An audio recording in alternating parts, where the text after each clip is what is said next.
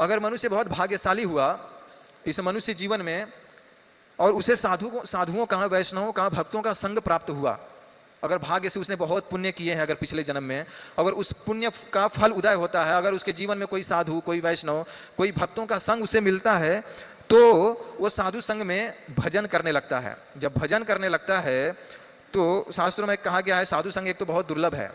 साधु संग सर्वशास्त्रेर कहे लव मात्रे न साधु संग सर्व सिद्धि है। सभी शास्त्रों का मत है कि साधुओं का संग करना चाहिए, वैष्णवों का संग करना चाहिए। वैष्णव का संग करने से वैष्णव के अंदर जो गुण हैं वो गुण हमारे अंदर चले आते हैं, और हम जब उनके गुणों को प्राप्त कर लेते हैं तो हम भजन करना चालू करते हैं।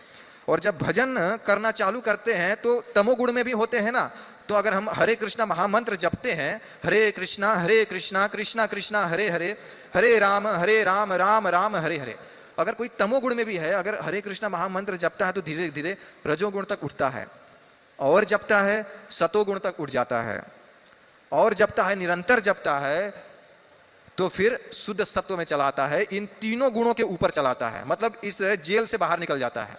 ये जो 3 गुणों रूपी जो जेल है जिसमें से बाहर नहीं निकल पा रहा है, जब वह जपता है तो ये जेल से 3 गुणों रूपी जो रस्सियां हैं इनको तोड़कर, इस बंधन को तोड़कर बाहर चलाता है। वह कौन सी अवस्था है?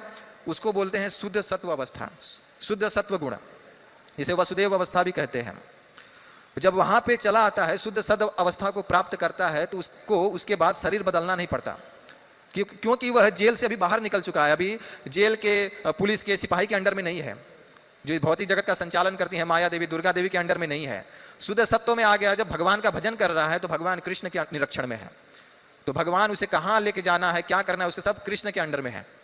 जब वह शुद्ध सत्व में आता है तो वह समझने लगता है कि जीवेरे स्वरूप है कृष्णेरे नित्य दास, जीव का स्वरूप है कृष्ण का नित्य दास, और मेरा जीव का एकमात्र कार्य है भगवान कृष्ण की सेवा करना। तो इस तरह से जब वह समझने लगता है तो भगवान की सेवा में लग जाता है। भगवान 14वें अध्याय के इसी अध्याय में आगे बताएंगे, श्लोक नंबर 26 में अर्जुन को भगवान बताते हैं, माम चे अभिचारेण भक्ति योगेन सेवते सगुणान समतीत एतान ब्रह्म भूयाय कल्पते। 14वें नंबर के 26वें श्लोक में भगवान बोलते हैं अर्जुन को कि जो समस्त परिस्थितियों में कितना भी दुख आए, तकलीफ आए, लेकिन जो अवचलित भाव से मेरी भक्ति में लगा हुआ है, वह तुरंत ही, भगवान बोलते हैं, वह तुरंत ही इन प्रकृति के 3 गुणों को लांघ जाता है और ब्रह्म के स्तर पर पहुंच जाता है।